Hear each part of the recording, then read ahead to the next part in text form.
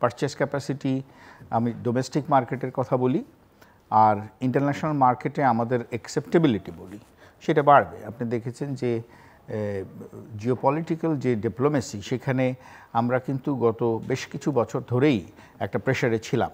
আমাদের লেটেস্ট আমাদের ইউরোপিয়ান ইউনিয়নেও বেশ কিছু চ্যালেঞ্জের মোকাবেলা আমাদেরকে করতে হচ্ছিল, আমাদের এই ইলেকশন প্রসেস বা আমাদের সরকারের অ্যাকসেপ্টেবিলিটি সব কিছু মিলিয়ে। সো এখন যে প্রেক্ষাপটের পরিবর্তন এসেছে, আমি বিশ্বাস করি এটা ডেফিনেটলি পজিটিভ, এবং প্রফেসর মোহাম্মদ ইউনূসের মতো একজন স্বনামধন্য ব্যক্তি এই সরকারের নেতৃত্ব দিচ্ছেন। এখানে রিফরমেশন বা কারেক্টিং অ্যাকশন প্ল্যান যদি প্রপারলি সেট করা যায়, টাইমলাইনের মধ্যে যদি একটা অ্যাকাউন্টেবল প্রপার ইলেকশন কন্ডাক্ট করা যায়, আই এম শিওর যে প্রসেস অ্যান্ড পলিসিতে যত ধরনের চেঞ্জ ম্যানেজমেন্ট আনা দরকার, যে সমস্ত পিপল ভ্যালু অ্যালাইনমেন্টে যে সমস্ত ভ্যালু ড্রিভেন ডিসকাশনগুলো লঞ্চ করা দরকার, সেটা এখনই উপযুক্ত সময়, এবং এটা করার মাধ্যমে দেশকে আরও এক্সেলারেটেড ওয়েতে মধ্যম আয় থেকে উন্নত দেশ হওয়ার স্বপ্ন আমি মনে করি আরও এক্সেলারেটেড ওয়েতে বাস্তবায়ন করা সম্ভব।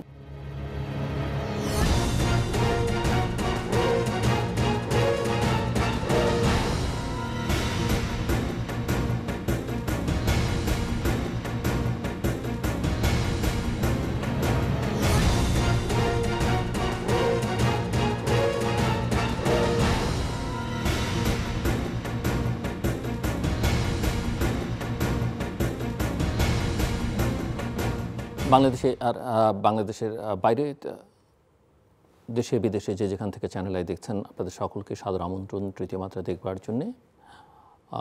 সাম্প্রতিক নানা বিষয় নিয়ে আলোচনার জন্য আমার সঙ্গে স্টুডিওতে রয়েছেন ইংরেজি দৈনিক নিউজ সম্পাদক, লেখালেখি এবং কথাবার্তার জন্যে সাহসী সাংবাদিক সম্পাদক হিসেবে সবার কাছে সমাদৃত এবং ইতিহাসবিদ নুরুল কবির। স্বাগত আপনাকে তৃতীয় মাত্রায়। ধন্যবাদ।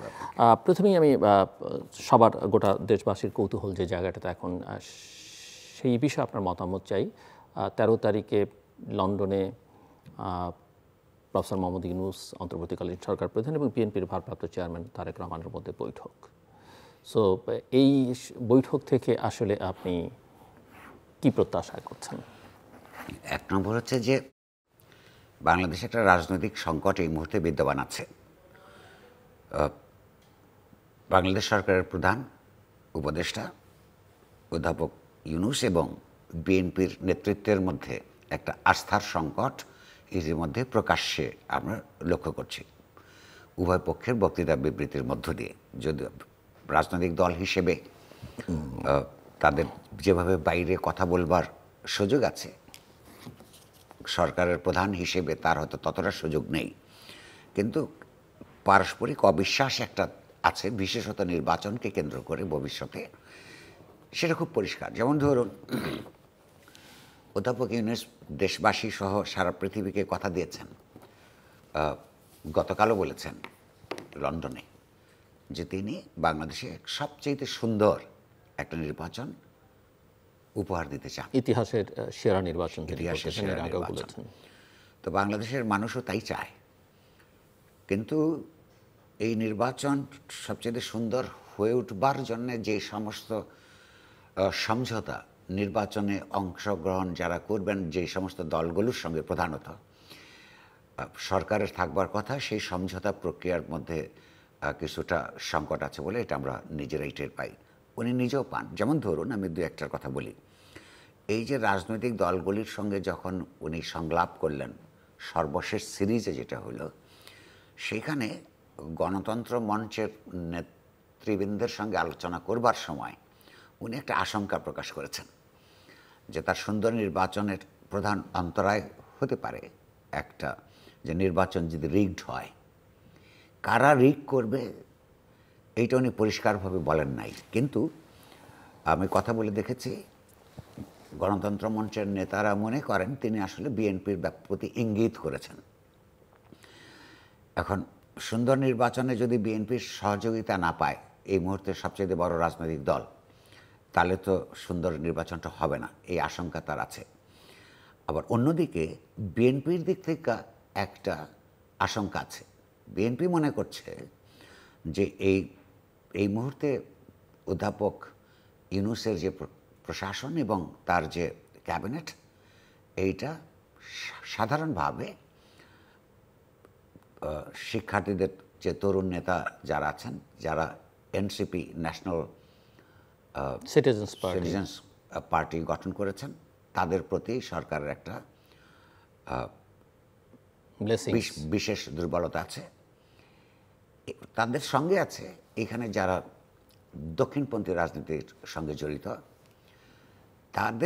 তারাও ইউনূস সরকারের বেশ কয়েকজন মন্ত্রীর সঙ্গে তাদের সখ্য এবং ঘনিষ্ঠতা সম্পর্কে যারা ওয়াকিবহাল, তারা মনে করেন যে বিএনপিকে নির্বাচনের সময় তার উপর কিছু অবিচার করে এদেরকে দক্ষিণপন্থী দলসমূহ এবং এনসিপির পক্ষে তাদের অবস্থান থাকলে রাষ্ট্রীয় প্রশাসন সেই নির্বাচনকে তা বিএনপির বিরুদ্ধে প্রভাবিত করতে পারে। তো এই যে বিষয়টা তো সংকটের, সেই ক্ষেত্রে যেমন গভীর একটা উদ্বেগের মতন অবস্থা আছে, তেমনি আরেকটা ব্যাপার হচ্ছে নির্বাচনকালীন সময় নিয়ে। ঈদ উপলক্ষে, ঈদের আগের দিন তার প্রাক্কালে অধ্যাপক ইউনূস যে বক্তৃতা করেছেন, সেই বক্তৃতার মধ্যে তো একটা সমস্যার আপাতত সমাধান হয়ে যেতে পারত। যেমন ধরুন, সবাই চেয়েছে তার কাছে একটা নির্বাচনের রূপরেখা, তিনি তার মতো করে অথবা তার মতো করে কিনা সেটা নিয়ে এখন সমাজে নানান ধরনের আলোচনা হচ্ছে, একটা সম্ভাব্য সময় তিনি ঘোষণা করেছেন, মাসের কথা সুনির্দিষ্টভাবে বলেছেন, এপ্রিল মাসে। এখন বিএনপি চায় ডিসেম্বরে, বিএনপির সঙ্গে বাকি যারা আছে ডিসেম্বরের মধ্যে, আর জুন থেকে এগিয়ে এসে এপ্রিল পর্যন্ত এগিয়ে এসেছে। বিএনপি এবং অন্যরা এটার ব্যাপারে সন্তুষ্ট নন। আবার প্রশ্ন আছে, এপ্রিল কেন? উনি এপ্রিলই বললেন কেন? ঈদের শুভেচ্ছা জানাতে গিয়ে ওনাকে এত কিছু বলতে হলো কেন, সেটাও আর একটা প্রশ্ন। কিন্তু উনি বন্দরের ইস্যু, করিডোরের ইস্যু, অনেক কিছু নিয়ে এসছেন, এবং তার মধ্যে নির্বাচনের এই তারিখ, সম্ভাব্য সময়, তারিখ তো না, আমি আসছি সেই বিষয়গুলোতে। কিন্তু প্রধানত যে আপনি বলছেন যে লন্ডনে কি হতে পারে, তো আমার অনুমান যে এই বিষয়ে বিএনপির নেতা তারেক রহমান তার সঙ্গে কথা বলবেন, হয় দাবি করবেন বা অনুরোধ করবেন, কিংবা এক ধরনের চাপও প্রয়োগ করতে পারেন, যেটা ডিসেম্বর বা এপ্রিলের মাঝামাঝি। কারণ উভয় পক্ষেরই তো ফেস সেভিংয়ের ব্যাপার থাকে। যখন দুই পক্ষ মুখোমুখি দাঁড়িয়ে যায়, রাজনীতির নিয়ম হচ্ছে তার মাঝামাঝি জায়গায় একটা আসবার চেষ্টা করা। কিন্তু কেউ যদি মনে করেন যে এটা দুটো পক্ষ না, পক্ষ হচ্ছে বিএনপি আর অপরদিকে পক্ষ হচ্ছে জামায়াত এবং এনসিপি, এবং সরকার সেখানে পক্ষ নিয়ে আসলে এপ্রিল করলো, তো সেটা বিএনপির দিক থেকে কেন কনসিডার করা হবে? এটা যদি অন্তর্বর্তীকালীন সরকারের ইস্যু হতো তাহলে একভাবে কনসিডার করা হচ্ছে, মানে এরকম একটা ধারণা যদি বা ন্যারেটিভ যদি কেউ দাঁড় করায়। সুনির্দিষ্টভাবে এপ্রিল হিসেবে কেউ দাবি করে নাই, হ্যাঁ, কিন্তু কতগুলি জামায়াত একবার এপ্রিলের কথা বলেছে, জামায়াত বলেছে। আর এপ্রিলের দিক থেকে যেটা এটা যদি বলেছে, আমি ভুলে গেছি, যাই হোক, যদি বলে থাকে, এবং মানে একবার ফেব্রুয়ারি বলেছেন, একবার এপ্রিল বলেছেন, হ্যাঁ, ফেব্রুয়ারির কথা মনে আছে আমাদের, কিন্তু এপ্রিলও যদি বলে থাকে, তো তাহলে তো পরিষ্কারভাবে তিনি, অর্থাৎ সরকার জামাতের কথা বেশি মূল্য দিয়েছেন। তবে জামায়াতের দিক থেকে, এবং বিশেষত জামায়াতের সংশ্লিষ্ট আরও কতগুলো রাজনৈতিক দলের দিক থেকে, ডিসেম্বর মাসে নির্বাচন হওয়া কিংবা এমনকি মার্চ মাসে নির্বাচন হওয়া তাদের জন্য কিছু রাজনৈতিক, ইভেন ফেব্রুয়ারি মাসেও যদি আপনি ডিসেম্বর মার্চের সঙ্গে ফেব্রুয়ারিকে রিলেট করেন, এই ফেব্রুয়ারি চেতনার দিক থেকে মার্চ এবং ডিসেম্বর জামাতের ঐতিহাসিক কারণে মুক্তিযুদ্ধের, বাংলাদেশের স্বাধীনতা যুদ্ধের সময় তাদের যে নেতিবাচক ভূমিকা, পাকিস্তানি ঘাতক বাহিনীর প্রতি তাদের যে সক্রিয় সমর্থন ছিল, তাদের বিরুদ্ধে দল হিসেবে এই সংগঠনের যে এই দেশের মানুষের বিরুদ্ধে যে অবস্থান গ্রহণ করেছিল, সেইটার কারণে ফেব্রুয়ারি তো বটেই, ফেব্রুয়ারিটাও তার এক সময় তারা অন্যভাবে ব্যবহার করতে চাইতো, সেটার এখনকার সুযোগ নিয়ে আমি আসছি সেই জায়গায়, যে আপনার ডিসেম্বর মাসে স্বাধীনতা যুদ্ধের বিজয় হয়েছে, মার্চ মাসে স্বাধীনতা ঘোষিত হয়েছে, এবং মার্চ মাসে বাংলাদেশের নিরস্ত্র জনগণের উপর গণহত্যার পর্ব শুরু হয়েছে এবং সেই গণহত্যায় তাদের সায় ছিল, সক্রিয় সহযোগিতা ছিল। ফলে এই সময়ে নির্বাচনের হলে জনগণের কাছে ভোট চাইতে যাওয়ার প্রশ্নেই তারিখগুলি আসবে এবং বিএনপি সেখানে একটা আপার হ্যান্ড পাবেই, কারণ তারা সেখানে তাদের প্রতিষ্ঠাতা চেয়ারম্যান বাংলাদেশের প্রাক্তন রাষ্ট্রপতি জিয়াউর রহমানের মুক্তিযুদ্ধে ইতিবাচক ভূমিকার কথা সামনে নিয়ে আসবেন এবং সেই বিতর্কের মধ্যে জামায়াত সুবিধা করতে পারবে না। ফেব্রুয়ারি মাসেও তাই। ফেব্রুয়ারি মাসে একসময় একটা যথেষ্ট গবেষণা হওয়ার আগ পর্যন্ত, এই পর্যন্ত সত্য যে ফেব্রুয়ারি মাসের ভাষা আন্দোলনে তৎকালীন জামাত ইসলামের এখানকার প্রধান গোলাম আজম 52 সালে একটা ইতিবাচক ভূমিকা রেখেছিলেন। সেটা তারা অনেক দিন ধরে সেল করেছে, কিন্তু পরে দেখা গেল যে 70 সাল নাগাদ তিনি 52 সালের ভাষা আন্দোলন ইতিবাচক ভূমিকাটাকে নিজেই নাকচ করে বলছেন পাকিস্তানের একটা সভায়, একটা পত্রিকাকে, যেটি পত্রিকার এখন কাটিং পাওয়া যায়, যে 52 সালে তিনি ভুল করেছিলেন। ফলে ভাষা আন্দোলনও আর তার পক্ষে, জামাতের পক্ষে কোনো ইতিবাচক ভূমিকা পালন করবার আর সুযোগ নেই। তো জামায়াত নিশ্চয়ই এবং তার সঙ্গে সম্পর্কিত অপরাপর দক্ষিণপন্থী রাজনৈতিক দলগুলো এই ডিসেম্বর, ফেব্রুয়ারি, মার্চ এই সময়গুলো অ্যাভয়েড করতে পেরেছেন আপাতত, এবং এটা ইউনূস সাহেব রাজি না হলে তো আর এটা হতেন না। ফলে তাদের প্রতি বায়াসের যে এই সরকারের বিরুদ্ধে অভিযোগ, সেটা প্রমাণিত হয়েছে আরেকবার। এইটা নিশ্চয়ই সংকট সমাধানে কোনো ইতিবাচক ভূমিকা রাখবে না। ফলে নিশ্চয়ই বিএনপি অনুমান করে যে এই সময়টাকে আবার রেশিডিউল করবার জন্য একটা দাবি তারা করবেন।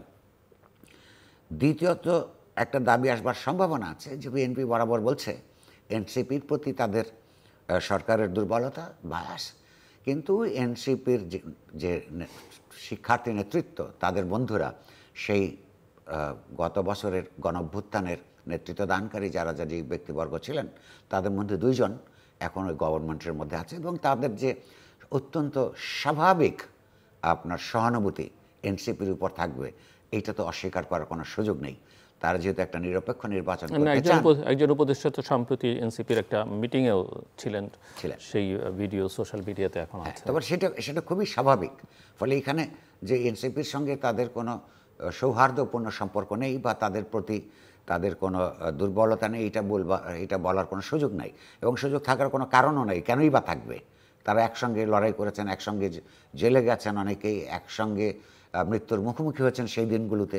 তো এই যে রাস্তার যে বন্ধুত্ব, এগুলো অনেক মূল্যবান। যেমন লক্ষ্য করবেন যে যুদ্ধের সময়, যে কোনো যুদ্ধের সময়, যে আমি নিজেই লক্ষ্য করি যে 80-র দশকে আমরা যখন এরশাদ সরকারের বিরুদ্ধে সংগ্রাম করি, বিভিন্ন রাজনৈতিক সংগঠনের নেতাদের বিভিন্ন আপনার মতাদর্শ থাকা সত্ত্বেও কতগুলি কমন সাফারিংস, সেগুলোর মধ্যে একটা সৌহার্দ্য করে তোলে। সেটা রাজনৈতিকভাবে বিভিন্নতা মতের থাকলেও দেখা হলে কিন্তু একটা ভিন্ন রকমের অনুভূতির তৈরি হয়। মুক্তিযোদ্ধাদের মধ্যেও আমি লক্ষ্য করেছি, সেটা আরও অনেক বড় ঘটনা, আমাদের ইতিহাসের সবচেয়ে বড় ঘটনা। বিভিন্ন দলের মুক্তিযোদ্ধা, তারা রাজনৈতিকভাবে নানানভাবে বিভক্ত, কিন্তু যখন তারা ৭১-এর স্মৃতিচারণ করেন, তাদের ভেতরকার যে সম্পর্ক, সেটা অন্য সম্পর্কের সাথে আর তুলনা হয় না। ফলে এখানেও মন্ত্রী যে 2 জন আছেন, তারা এনসিপির ব্যাপারে দুর্বল থাকবেন, নির্বাচনকালীন সময়েও থাকবেন, এটা অস্বাভাবিকতার কোনো কারণ নেই। কিন্তু সেই ক্ষেত্রে বিএনপির দিক থেকে নিরপেক্ষ রাজনীতির কথা বললে, নির্বাচনের কথা বললে, তারা নিশ্চয়ই ক্যাবিনেট রিশাফল করার কথা বলবেন। এইগুলি আপাতত সেই সব মিটিং আলোচনা হতে পারে। উচিত হবে একই সঙ্গে বিএনপি সবচেয়ে বড় রাজনৈতিক দল হিসেবে সরকারের দিক থেকে, সরকারের কতগুলি জাতীয় সমস্যা, এই নির্বাচন সংস্কারের বাইরেও কতগুলি সমস্যা আছে বহির্বিশ্বের থেকে আগত, যেমন ধরুন এই যে পট সংক্রান্ত বিতর্ক। সেই পট সংক্রান্ত বিতর্কের মধ্যে আমি বলবো যে অধ্যাপক ইউনূস যে ভাষণ দিয়েছেন ঈদের আগে, তার ভাষার মধ্যে কিছু টোন এবং টেনর ছিল, এমন কিছু শব্দাবলী ছিল, এগুলি না থাকলে ভালো হতো। কারণ হচ্ছে যে পোর্টকে আমেরিকান একটা কোম্পানিকে দেওয়ার ক্ষেত্রে অধ্যাপক ইউনূস 2বার প্রকাশ্যে কথা বলেছেন, সেগুলো 2টাই অত্যন্ত আবেগ আপ্লুত কথা।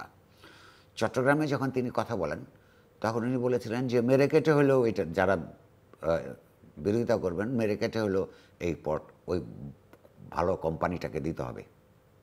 এই ভাষণেও তিনি বলেছেন যে যারা এটার বিরোধিতা করবে তাদেরকে প্রতিরোধ করতে হবে। এইখানে যে যারা এই ব্যাপারে যারা সমালোচনা করছেন তাদেরকে পুরোপুরি একটা শত্রু শিবিরে নিক্ষেপ করার মতন জায়গায় অধ্যাপক ইউনূস না গেলেও চলতো, দুটো কারণে। একটা হচ্ছে যে এই পোর্টের কার্যকারিতা দক্ষতা নিয়ে এমনকি ব্যবসায়ীদেরও ন্যায্য উদ্বেগ আছে। কারণ হচ্ছে বহু পোর্টের তুলনায় এখানে বহির্সমুদ্র থেকে মাল খালাস করতে অনেক বেশি সময় লাগে, সেইটা বাংলাদেশের অর্থনীতির জন্য অত্যন্ত ক্ষতিকর। এবং একটা সময় আমরা 2006 এবং 2008-এর মাঝখানে মিলিটারির সরকারের আমলে আমরা লক্ষ্য করেছিলাম যে তারা যেভাবেই হোক এই সময়টাকে কিছুটা চাপ প্রয়োগের মধ্য দিয়ে 3-4 দিনের মধ্যে নিয়ে এসেছিলেন, যেখানে 3 সপ্তাহ লাগে। এফিসিয়েন্সিটা অনেক বেড়েছে, অর্থাৎ এফিসিয়েন্সি ইচ্ছে করলে বাড়ানো যায়।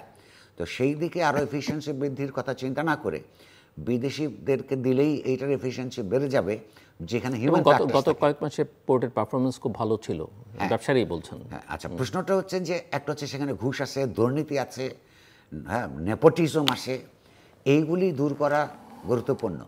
সেইটার দিকে নজর না দিয়ে অন্য একটা এফিশিয়েন্ট কোম্পানিকে দিলেই এই সমস্ত সমস্যার সমাধান করে সেই এফিশিয়েন্ট কোম্পানি ওইটা সময় আপনার, কারণ পুরাটা এটা যন্ত্রের ব্যাপার নয়, এখানে কিছু মানুষ জড়িত থাকবে। সেই মানুষগুলিকে বদলাতে না পারলে একটা ভালো কোম্পানি কিংবা ভালো যন্ত্রপাতি দিয়ে কোনো কিছু কাজ হয় না। তো সেইটা কিছু মানুষের মধ্যে, নাগরিকদের মধ্যে উদ্বেগ আছে। এই কারণে আছে যে এখন আর এই সময় এই যে জিও পলিটিক্যাল নানান দুর্ঘটনার মধ্যে পোর্টগুলি আর নিছক ব্যবসাকে কেন্দ্র করে ব্যবসাকে সচল করবার একটা মাধ্যম হিসেবে কাজ করে না। আপনার জাতীয় নিরাপত্তা ইস্যুর সঙ্গে জড়িত হয়ে পড়েছে। এগুলি এই অঞ্চলেই, দক্ষিণ এশিয়াতে শ্রীলঙ্কার ঘটনায় কিংবা অন্যান্য আপনার ইস্ট এশিয়াতেও কিছু কিছু ঘটনা এগুলো প্রমাণিত হয়েছে। এইরকম একটা উদ্বেগজনক সময়ে সেটাকে কারোর মতামত না নিয়ে এবং অন্যদেরকে প্রতিপক্ষ বানিয়ে মেরে কেটে কিংবা প্রতিরোধ করে এগিয়ে যাওয়ার এইটার যে অবস্থান, এইটাতে আরও মানুষকে সন্দেহভাজন করে তুলেছে বা সংশয়াপন্ন করে তুলেছে। হয়তো সেই প্রসঙ্গগুলো বলছেন এটা তাদের সঙ্গে আলোচনা করা উচিত, সংস্কারের বিষয়ে আলোচনা হওয়া উচিত। এই কথা তো সত্য যে এই যে কয়েক শত তরুণ, তার মৃত্যু, শিশু, বৃদ্ধ, তারা যে একটা স্বৈরশাহীকে লড়াই করতে গিয়ে সশস্ত্র আক্রমণের মুখে পড়ে যে প্রাণ হারিয়েছেন, তারা কেবলমাত্র একটা নির্বাচনের মাধ্যমে আওয়ামী লীগের অনুপস্থিতিতে বিএনপির ক্ষমতায় যাওয়ার পথকে মসৃণ করবার জন্য এই আত্মত্যাগ সংগঠিত হয় নাই। তো বাংলাদেশে নিশ্চয়ই কতগুলি গণতান্ত্রিক সংস্কার দরকার। সেই গণতান্ত্রিক সংস্কারের ব্যাপারে বিএনপির মনোভঙ্গি এবং তাদের কর্মসূচি কী, সে বিষয়ে অধ্যাপক ইউনূসের দিক থেকে প্রশ্ন উত্থাপন করা উচিত হবে। হয়তো তিনি তুলবেনই, কারণ বিএনপি সবসময় নির্বাচনের রোডম্যাপ চায়, কিন্তু এই যে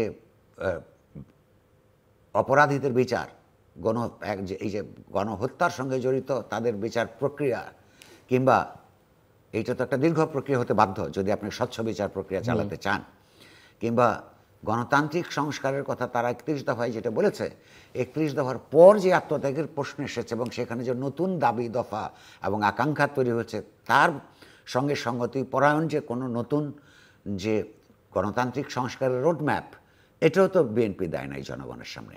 ফলে তার যেমন নির্বাচনী রোডম্যাপ দেওয়ার অধিকার আছে, তেমনি এই শিক্ষার্থী জনতার এবং গণতন্ত্রকামী মানুষের আপনার ন্যায্য অধিকার আছে বিএনপির কাছে দাবি করবার যে যেই 3 ইস্যুতে এখন কথা হচ্ছে, গণতান্ত্রিক সংস্কার, অপরাধের বিচার এবং নির্বাচন, এই 3টার ব্যাপারে তাদের নিজস্ব রোডম্যাপ কি, সেইটা তো জনগণের সামনে হাজির করবার একটা ব্যাপার আছে। মিস্টার নুরুল কবির, বিচারের রোডম্যাপ দেওয়া যায় কি না?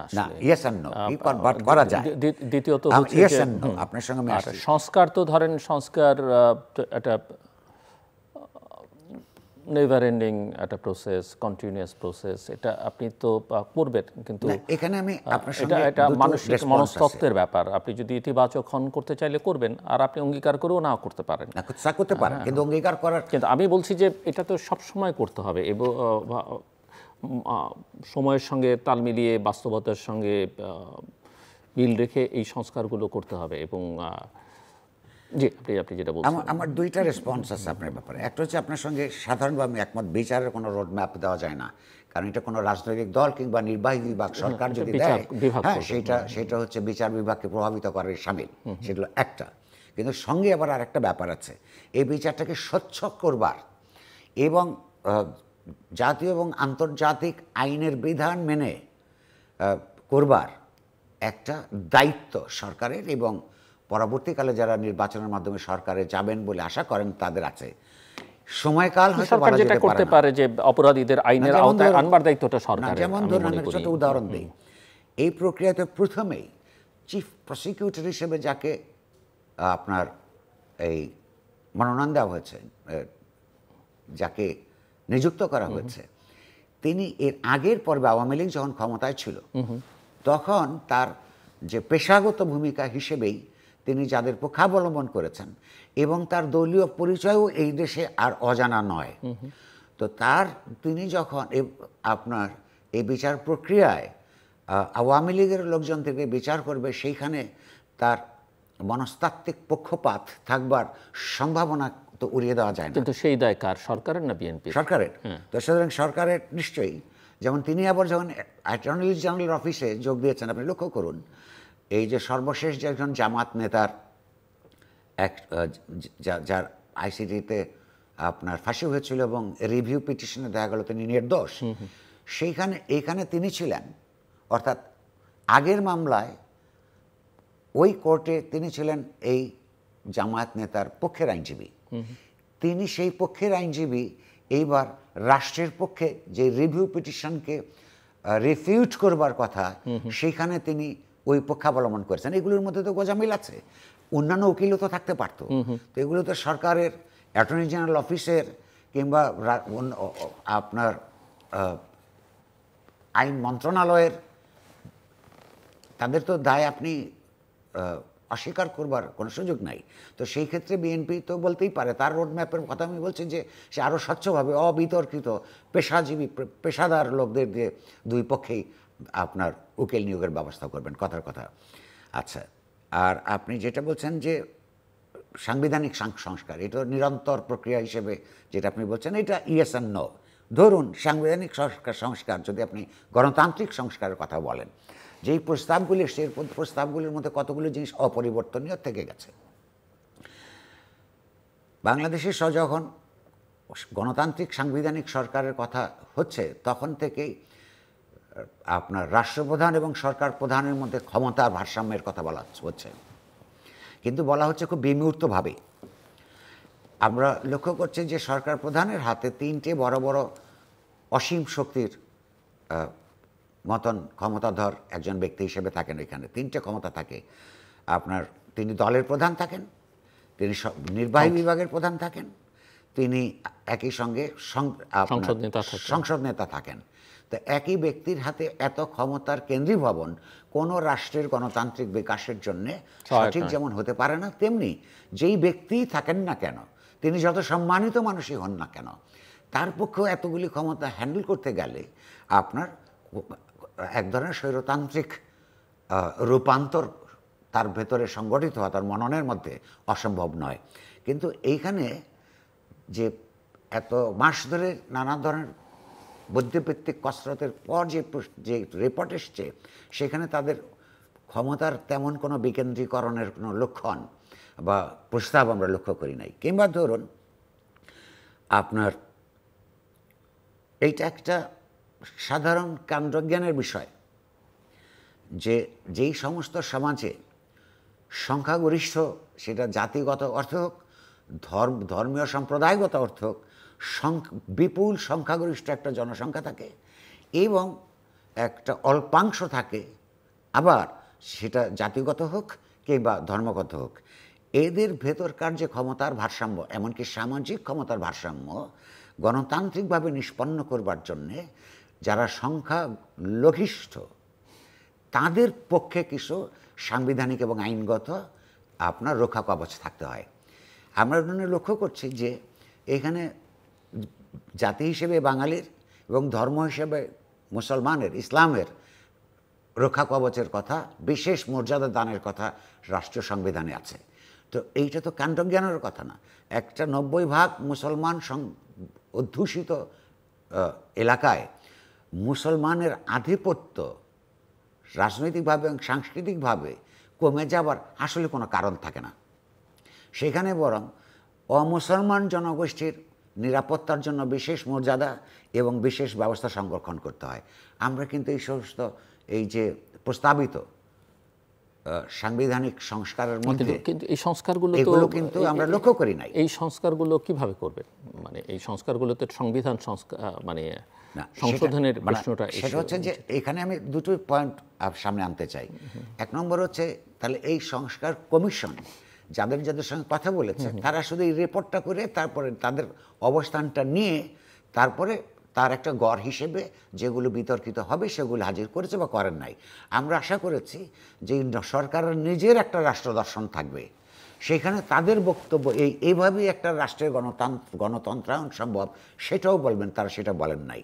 তো বিএনপি যে গণতন্ত্র আপনি বলছেন যে আমি বলছিলাম যে তারও একটা রোডম্যাপ দিতে হবে, কিন্তু নিরন্তর প্রক্রিয়া ঠিক আছে, কিন্তু একটা রাষ্ট্রের গণতন্ত্রায়নের জন্যে তার কতগুলি তো স্ট্যান্ডার্ড রুল এবং কতগুলি বিধিবিধান এবং নিয়ম নীতি সারা পৃথিবীতে ইতিমধ্যে প্রতিষ্ঠিত আছে।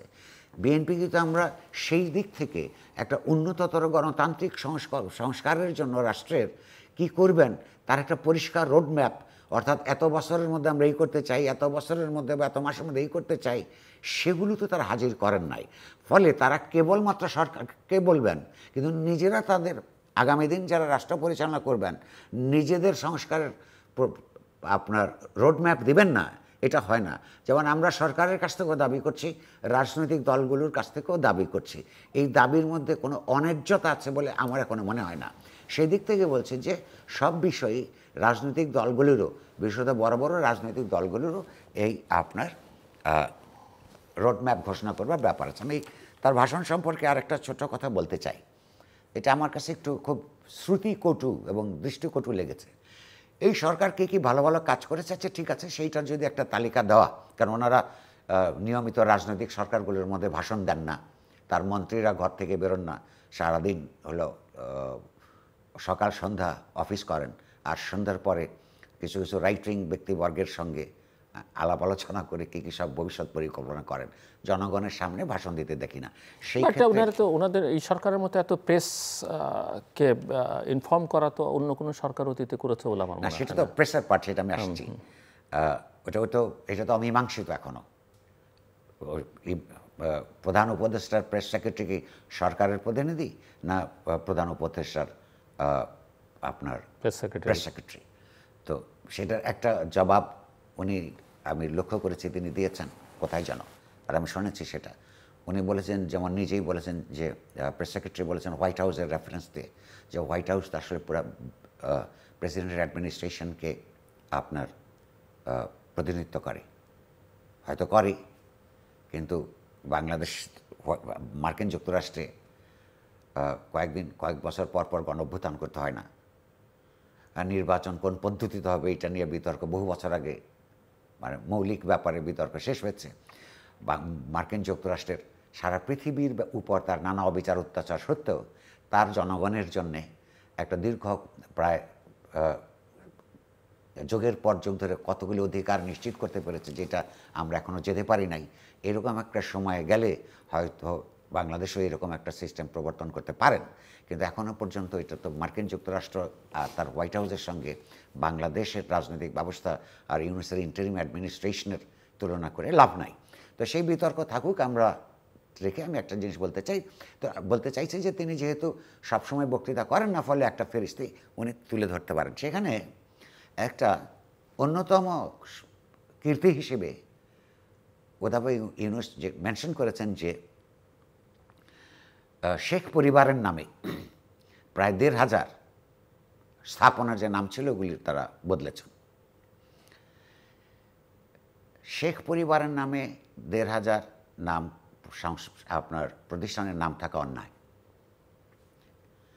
নিশ্চয়ই অন্যায় কাজ হয়েছিল, এবং সেইটা তখনও দৃষ্টিকটু ছিল, ইতিহাসের পাতাও সেটা দৃষ্টিকটু হিসেবে লেখা থাকবে। একটা সরকার দলীয়করণ, পারিবারিকীকরণ, ব্যক্তিকরণ কোন পর্যায়ে গেলে একটা পরিবারের আত্মীয় স্বজন পর্যন্ত আপনার এক রাষ্ট্রীয় ১,৫০০ প্রতিষ্ঠানের ছোট দেশের নাম হতে পারে, সে নিশ্চয়ই নিন্দনীয়। কিন্তু এইটা যখন কলমের খোঁচা আপনি বদলে দেবেন, তখন দলীয় রাজনীতি মাথায় না রেখে যারা ভিশনারি, যার ইউনূসের কাছ থেকে মানুষ আশা করে, তার কতগুলি বিবেচনার দরকার ছিল। যেমন ধরুন, বাংলাদেশের প্রতিষ্ঠাতা রাষ্ট্রপতি শেখ মুজিবুর রহমানের নাম ছাড়া আপনি ইতিহাস লিখতে পারবেন? সেখানে সামগ্রিকভাবে দেখবার ব্যাপার আছে। বাংলাদেশের স্বাধীনতার পর সমাজতন্ত্রের নামে একদলীয় প্রতিষ্ঠার ব্যবস্থা, বিভিন্ন মতামতকে দমন করবার জন্যে নানা ধরনের আইনি এবং বেআইনি ব্যবস্থা গ্রহণ এবং বাস্তবায়ন, ভিন্ন মতাবলম্বীদের হত্যাকাণ্ডের সঙ্গে রাষ্ট্রীয় সংশ্লিষ্টতা, আওয়ামী লীগের সংশ্লিষ্টতা, এগুলো যেমন নিন্দনীয়, এগুলোর জন্য যেমন শেখ মুজিব এবং তার তৎকালীন রাজনৈতিক দল নেতৃত্ব সারা জীবন ধরে ইতিহাসে আপনার নিন্দিত হবেন, এটা যেমন সত্য, এটাও তো সত্য যে পাকিস্তানের বিরুদ্ধে দেশের স্বায়ত্তশাসনের আন্দোলনকে ধীরে ধীরে যারা যারা স্বাধীনতা সংগ্রামের দিকে এগিয়ে নিয়ে গেছেন, সেখানে তার অবদান অন্যতম। তিনি তো বাংলাদেশের স্বাধীনতা সংগ্রামকে ৭০ সালের নির্বাচনের পর ৭১ সালের মার্চ পর্যন্ত সময়ের মধ্যে স্বাধীনতা যুদ্ধের দ্বার প্রান্ত পর্যন্ত নিয়ে গেছেন। সেইটাকে আপনি উপেক্ষা করবেন কেন? শেখ হাসিনার সরকার যদি ১,৫০০ না করে শেখ মুজিবের নামে ৫টা বড় বড় প্রতিষ্ঠান রাখতেন নাম, শেখ হাসিনার রাজনীতি এবং রাজনৈতিক দর্শন এবং তার রাজনৈতিক আচরণের বিরুদ্ধে মানুষ যতই ক্ষিপ্ত হোক না কেন, এটা নিয়ে কোনো আপনার প্রতিবাদ করতো না। একজন ভিশনারি হিসেবে তার উচিত ছিল কয়েকটা নাম রেখে দেওয়া। আমি আর একটা ছোট্ট উদাহরণ দিই, আমাদের আরও কিছু প্রসঙ্গ আছে, আমি এটা আমি একটা শেষ করি। যেমন ধরুন, সুলতানা কামাল নামে, উনি ইনফ্যাক্ট সুলতানা আহমেদ প্রথমে বিশ্ববিদ্যালয়ের ছাত্রী জীবনে আপনার সোশিওলজি ডিপার্টমেন্টের ছাত্রী ছিলেন। তিনি বাংলাদেশের প্রথম দিকের, ইতিহাসের প্রথম দিকের বাংলাদেশের প্রধান অ্যাথলেট ছিলেন, নারী অ্যাথলেট। স্বাধীন বাংলাদেশে বিদেশ থেকে প্রথম আন্তর্জাতিক প্রতিযোগিতায় তিনি প্রথম কয়েকটা শিরোপা নিয়ে এসেছিলেন। তার নামে শেখ হাসিনার সরকার একটা সুইমিং কমপ্লেক্স করেছিল, ছোট্ট। এখন এই নানান ঘটনাক্রমে এই সুলতান আহমেদের সঙ্গে শেখ মুজিবের পুত্র শেখ কামালের সঙ্গে বিয়ে হয়েছিল। বিয়ে হওয়ার কিছুদিনের মধ্যে, সুলতানা কামাল কোনো রাজনীতির সঙ্গে সম্পৃক্ত ছিলেন না, কিছুদিনের মধ্যে যে নৃশংসভাবে যে হত্যাকাণ্ড সংঘটিত হয়েছিল, সেই দিন সেই হত্যাকাণ্ডের শিকার হয়েছিল 15ই আগস্টে, আপনার 15ই আগস্টে। এখন তার নামে আপনি, উনি যদি শেখ কামালকে বিয়ে করে অপরাধ করেও থাকেন, তার চেয়ে এই চাইতে এর চাইতে আর তার কি বলে যে অপরাধের দায়, রাজনীতির সম্পৃক্ত থাকা ছাড়াও দায় আর কীভাবে পূরণ করবেন? তাকে হত্যা করা হয়েছে। তো সেইখানে সেই নামটাও বদলাইতে হবে কেন? উনি তো বাই হার ওন রাইট, উনি নিজে বাংলাদেশের একজন প্রথম সারির প্রথম দিকের আন্তর্জাতিক শিরোপা জয়ী অ্যাথলেট। ওইটার নাম বদলে একজন এই আন্দোলনের শহীদ শিশুর নামে, যে বাচ্চাটা সাঁতার শিখবার আগেই, সাঁতার শিখবার বয়সেও পৌঁছাতে পারে নাই, এই হাসিনা শাহির আপনার নির্মম গুলিতে নিহত হয়েছেন, তার নামে করা হচ্ছে। তার নামে আরও সুন্দর একটা শিশু প্রতিষ্ঠান করা যেত বা অন্য কিছু করা যেত, কারণ সে একজন শহীদ এবং তার জীবন বিকশিত হবার আগেই এটা করছে। কিন্তু এটা কেন বদলাতে হবে? এগুলি করলে কি হয়, আপনি হয়তো এখন 5টা 7টা নাম সংরক্ষণ করে ইতিহাসের দায় মেটাতে পারতেন।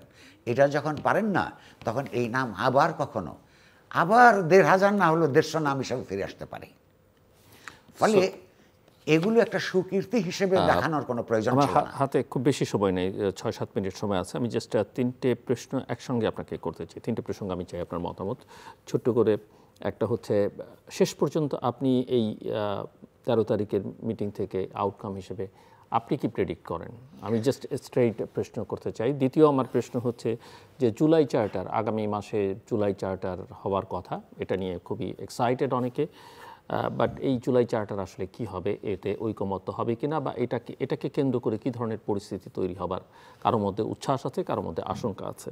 এবং শেষ প্রশ্ন, বাংলাদেশের সীমান্তবর্তী এলাকায় বেশ কিছু ঘটনা গত কয়েক মাস ধরে প্রতিনিয়ত ঘটছে, এরই বা সুরাহা কি, পরিণতি কি? ৩টে প্রশ্ন আমি একসঙ্গে করলাম, আপনি আপনার মতো করে উত্তর দিতে পারেন, কিন্তু ৫-৬ মিনিট সময়। লন্ডন বৈঠকে বিরাট কোনো সমঝোতা হবে, দুটো সম্ভাবনা। একটা হচ্ছে সমঝোতা হয়ে যেতে পারে যদি উভয় পক্ষ বর্তমান যে একটা সংকটাপন্ন অবস্থা আছে এবং আপনার জুলাই মধ্য দিয়ে যে জাগ্রত যে নতুন গণতান্ত্রিক আশাকাঙ্ক্ষা, সেগুলোকে আপনার সম্পৃক্ত করেই, আপন আপন কর্মসূচির মধ্যে সম্পৃক্ত করেই যে এগোতে হবে, সেইটাই যে ইতিহাসের দাবি, এটা যদি উভয় পক্ষ বোঝেন তাহলে একটা সমঝোতার দিকে তারা যেতে পারবেন।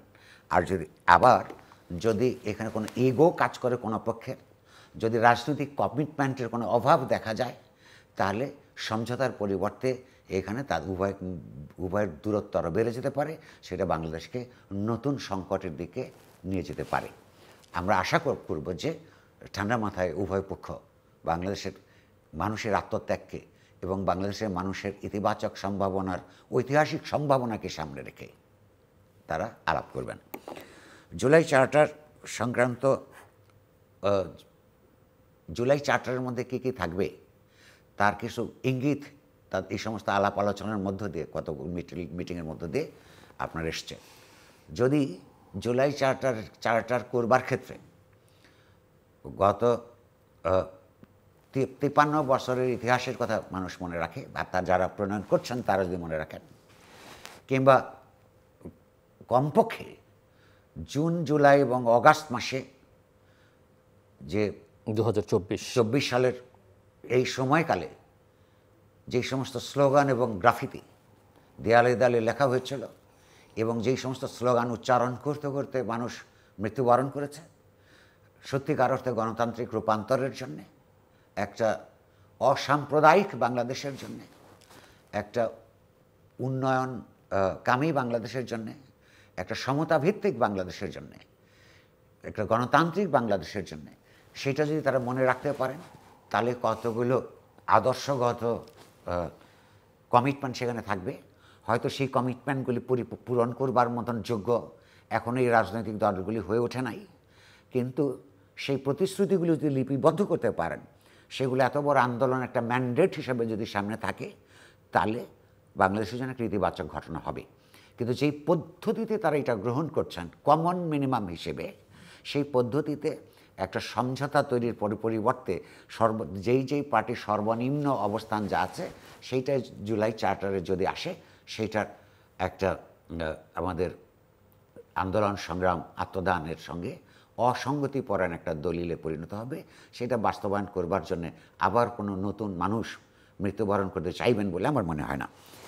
আর সর্বশেষ যে কথা আপনি বলছেন, সেটা হচ্ছে যে বাংলাদেশের দুই প্রতিবেশীর সঙ্গে সম্পর্ক ক্রমান্বয়ে খারাপের দিকে যাচ্ছে।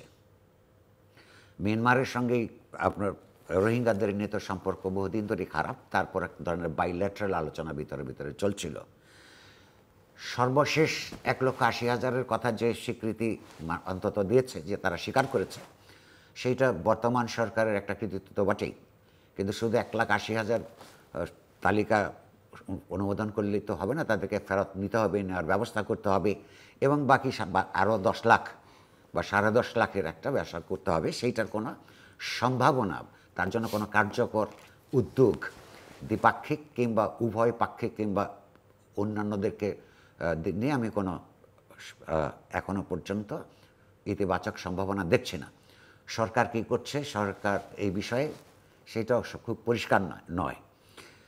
ভারতের সঙ্গে ভারত যে বাংলাদেশের গত বছরের অগাস্টের পরিবর্তনকে ইতিবাচকভাবে এখনও গ্রহণ করতে পারে নাই, সেটা খুব পরিষ্কার যে ভারত নতুন করে পুরনো শত্রুতার পাশাপাশি বাংলাদেশের মানুষের সামগ্রিক স্বার্থের বিরুদ্ধে যে তার যে তৎপরতা, তার সঙ্গে নতুন একটা ফেনোমেনন যুক্ত হয়েছে। সেই প্রপঞ্চটা হচ্ছে প্রায় প্রতিদিন কিছু কিছু নাগরিককে, কিছু বাংলাদেশি কিংবা তারা বলছেন অবৈধভাবে বসবাসকারী বাংলাদেশি নাগরিক, এবং তাদের সঙ্গে প্রমাণিত হয়েছে যে ভারতের নাগরিকদের বাংলাদেশি বলে চালিয়ে পুশিং করছে। এটা প্রতিদিন আমাদেরকে জানান দিচ্ছে যে তারা আমাদের সঙ্গে, বাংলাদেশের সঙ্গে ভালো সম্পর্কে, বন্ধুত্বমূলক প্রতিবেশী সুলভ সম্পর্কের মধ্যে নেই। সর্বশেষ যেটা করেছে গতকালকে, যাদেরকে পুশিং করা হয়েছে তাদের মধ্যে আপনি জানেন যে মিয়ানমারের থেকে কিছু রোহিঙ্গা, খুব অল্প সংখ্যক, ভারতেও আশ্রয় গ্রহণ করেছে, এবং সেখানে ভারতীয় প্রশাসনের দক্ষতায় আমি বলবো তার কারণে ঠিক প্রত্যেককে তারা শনাক্ত করেছে, এবং ইউনাইটেড নেশনের রেজিস্টার্ড স্বীকৃতিপ্রাপ্ত কিছু লোক রয়েছে। সেই ইউনাইটেড নেশনসের স্বীকৃতিপ্রাপ্ত রেজিস্ট্রিকৃত ভারতে অফিসিয়ালি আশ্রয় গ্রহণকারী রোহিঙ্গাদেরকেও বাংলাদেশে অবৈধ বাংলাদেশি হিসেবে পুশিং করেছে। ফলে এই বিষয়গুলিকে, এই দুইটা বিষয়কে আরও আন্তর্জাতিকীকরণ করা ছাড়া, বিশ্বের বড় বড় মঞ্চে নিয়ে যাওয়া ছাড়া বাংলাদেশের ইউনূস সরকার কিংবা তার পরবর্তী সরকারও এই সমস্যার সমাধান করতে পারবেন বলে আমার মনে হয় না। সেখানে বাংলাদেশ সরকারের সর্বদলীয় মিটিং করা উচিত, দেশের বিভিন্ন সচেতন গোষ্ঠীর সঙ্গে আলাপ আলোচনা করা উচিত, এবং সমন্বিতভাবে কার্যক্রম গ্রহণ করা উচিত। অনেক ধন্যবাদ মিস্টার নুরুল কবির। দর্শক, কথা বলছিলেন নিউজ সম্পাদক নুরুল কবির। নানা বিষয় নিয়ে কথা বলেছেন। একটা ভীষণ রকমের সম্ভাবনার প্রায় অপমৃত্যুর পথে বাংলাদেশ, এই কথা পুরো পরিস্থিতি যদি বিশ্লেষণ করি তাহলে আমার কাছে মনে হয়েছে, এবং এর দায় প্রায় সকলেরই আছে কম বেশি ওনার ভাষায়। এবং এখন গোটা দেশের মানুষের কৌতূহল 13 তারিখ শুক্রবার অন্তর্বর্তীকালীন সরকার প্রধান এবং বিএনপির ভারপ্রাপ্ত চেয়ারম্যানের মধ্যে বৈঠকে কি হয়, এখান থেকে কোনো সমঝোতা হবে নাকি সংঘাতের সূচনা হবে, সেটা দেখবার জন্যে বা বুঝবার জন্য আমাদের হয়তো 13 তারিখ বা শুক্রবার সন্ধে পর্যন্ত বাংলাদেশ সময় অপেক্ষা করতে হবে। আমরা আশা করব যেন ওনাদের এই বৈঠকে একটা ইতিবাচক সিদ্ধান্ত বেরোয়। আমাদের সঙ্গে থাকবার জন্য অসংখ্য ধন্যবাদ। আপনাদের সবার জন্য শুভকামনা।